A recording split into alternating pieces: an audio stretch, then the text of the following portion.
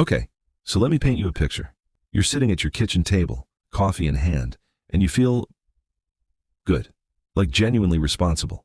You've got a rewards credit card that gives you cash back. You're putting money into savings every month. You bought a house because, hey, renting is just throwing money away, right? You're clipping digital coupons before grocery runs, and you just negotiated a great deal on a brand new car. 0% financing, baby. You are doing everything right, except your net worth hasn't moved in 3 years. Your bank account looks the same in December as it did in January. And somewhere in the back of your mind, there's this quiet, nagging feeling that you're working incredibly hard and somehow still standing in exactly the same spot. Here's the uncomfortable truth nobody wants to say out loud. Some of the habits that feel the most financially responsible are the exact habits silently keeping you broke. And today, we're going to tear every single one of them apart. My name is Stranger, and I spend way too much time thinking about the psychology of financial decision-making. Specifically, why intelligent, hardworking people follow advice that sounds logical but mathematically destroys their wealth over time. If you're someone who feels like they're doing everything right with money but can't figure out why their financial life isn't actually moving forward, make sure to hit the subscribe button and give this video a thumbs up if this helps you out. Habit number 1. Optimizing small expenses while ignoring big ones.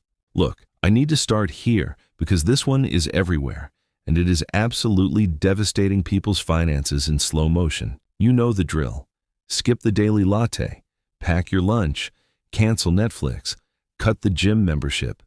The personal finance world has spent 30 years telling you that small expenses are the enemy of wealth, and somewhere along the way, we all just accepted it. Here's the thing, though. The math doesn't actually support this obsession. Let's do this properly. The average American spends about $1,200 a year on coffee. That sounds like a lot until you realize the average American also spends $18,000 a year on their car. Payments, insurance, gas, maintenance, depreciation. That's 15 times more money hemorrhaging out of your life every single year, and nobody's writing blog posts called "Ditch Your Car and Retire Early." The psychological concept at work here is called the latte factor fallacy, and it was actually popularized as legitimate advice by a financial author in the late 90s. The idea was small daily expenses, compounded over time, destroy your wealth. And yes, technically true. But here's what most people don't realize. The same math applies to your housing, your transportation, and your insurance at a scale that makes your coffee spending look like a rounding error.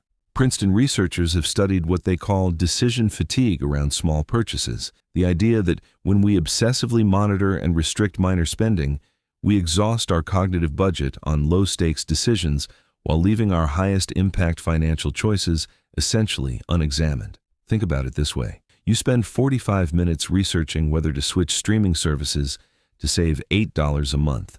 That's $96 a year. Meanwhile, you spend maybe 2 hours deciding what car to buy, a decision that might cost you an extra $200 per month compared to a reasonable alternative. That's $2,400 a year. You just out-neglected yourself by a factor of 25. Now, you might be thinking, Stranger, small things add up. And yes, they do. But big things add up faster. The actionable shift here is simple. Implement what I call a Big 3 audit before you ever restrict another small expense. Look at your 3 largest monthly costs, typically housing, transportation, and food. A 10% reduction in any one of those will almost certainly dwarf an entire year of skipping lattes. If you dropped your car payment from $650 to $400 by buying slightly used instead of new, which is absolutely possible, you just freed up $3,000 a year. That's 2.5 years of daily Starbucks. Optimize the big stuff first. Then, if you still want to bring your lunch, great. But stop letting the small stuff give you the illusion of financial discipline while the big expenses run wild. Habit number 2, keeping a savings account as your primary wealth vehicle. All right, this one is going to ruffle some feathers, and I genuinely don't care because the numbers are too important to dance around. Saving money is good. Saving money in a traditional bank savings account as your primary long-term wealth strategy is, mathematically speaking, a plan to get poorer in slow motion. Here's the thing. Most banks will never say clearly in their marketing, If your savings account is earning less than the rate of inflation, you are losing purchasing power every single day your money sits there. Let me give you a concrete example. According to the FDIC, the national average savings account interest rate in 2024 was hovering around 0.45%. Meanwhile, the Federal Reserve targets an inflation rate of 2%, and in recent years, we've seen sustained inflation well above that. So even in a normal environment, a traditional savings account is returning less than half of what inflation is consuming. What does that mean in real dollars? Let's say you have $20,000 in a savings account earning 0.45%. After 1 year, you have $20,090. Sounds fine, right? But if inflation is running at 3.5%, which is conservative given the last few years, the $20,000 needs to be worth $20,700 just to maintain the same purchasing power. You didn't gain $90. You lost $610 in real terms. The number in your account went up. Your actual wealth went down. Now multiply that by 5 years, 10 years. This is where it gets really interesting. And by interesting, I mean alarming. A study published by Vanguard found that a hypothetical $10,000 investment in a low-cost index fund tracking the S&P 500 over any rolling 20-year period in the last century has never produced a negative real return, not once. Meanwhile, that same $10,000 sitting in a savings account over 20 years in a low-rate environment might barely keep pace with inflation, if you're lucky. Now, before the comment section explodes, yes, you need a savings account. You absolutely need an emergency fund. 3 to 6 months of expenses in something liquid and stable.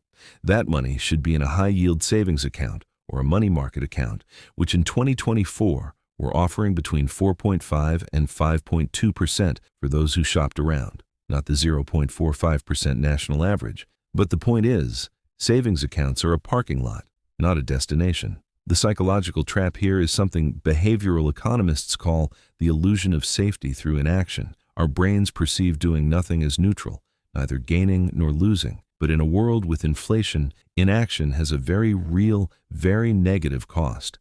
The money you leave in a low-yield account isn't just sitting still, it's shrinking. The action step: if you don't have a high-yield savings account for your emergency fund, open one this week. Seriously, it takes about 10 minutes online.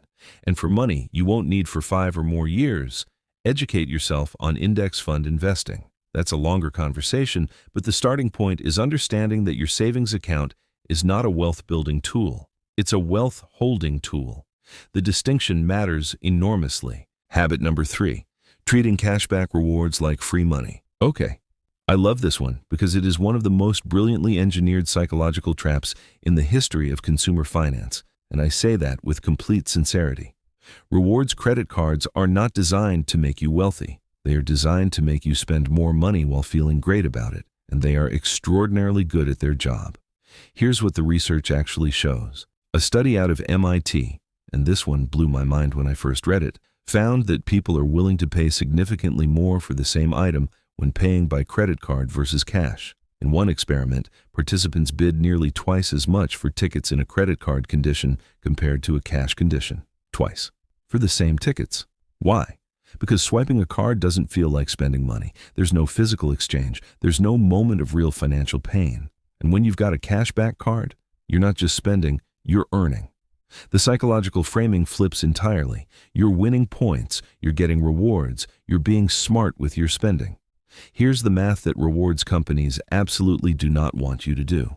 If your card offers 2% cashback and you spend $3,000 a month on it, you're earning $60 a month back, $720 a year. That sounds decent until you ask, would I have spent that $3,000 anyway? Or am I routing purchases through this card and subtly increasing my spending to maximize rewards?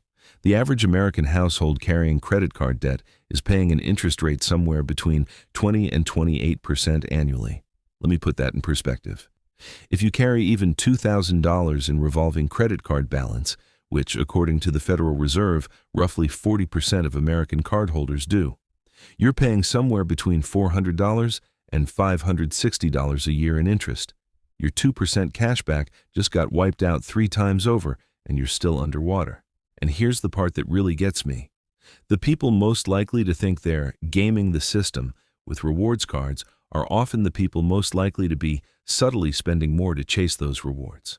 Look, if you are a person who pays your balance in full every single month, treats your credit card exactly like a debit card, and would spend the same amount regardless, then yes, cashback is genuinely free money for you. You're in the minority, and it works. But for the majority of people, the rewards are bait. The interest is the trap. The action step here: track 1 month of credit card spending with surgical honesty. Look at categories where you earn the most rewards. Ask yourself if those categories align with your actual needs or if you're subtly inflating spending to chase points. If you carry any balance at all, the math is brutally simple. No reward rate on earth outpaces 24% interest. Pay it off. Then decide if the card still makes sense. Okay, let's bring this all together. 3 habits that feel smart. 3 habits that, mathematically and psychologically, are quietly working against you. Obsessing over small expenses while ignoring your biggest costs. Treating a savings account like a wealth-building strategy when it's really just a parking lot. Convincing yourself that cashback rewards are free money when they're actually engineered to make you spend more. Here's the thread connecting all 3 of these.